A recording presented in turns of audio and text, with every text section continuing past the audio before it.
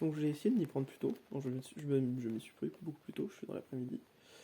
Et l'idée aujourd'hui, c'est donc du coup, c'était les noms de famille. Enfin, comment on appelle grand-père, grand-mère, parents, tout ça. Et il se trouve qu'en coréen, tout est organisé de manière. C'est-à-dire que je vais pas appeler pareil, du coup, fonction mes grands-parents, du fonction sur le côté de mes parents, du fonction du côté de mon père ou de ma mère. Pareil, je vais pas appeler pareil, en fonction que ce soit mon grand frère ou mon petit frère, c'est pas le même mot. Et donc, du coup, il y a énormément de choses, et ça s'étend aussi aux tantes, oncles, tout ça.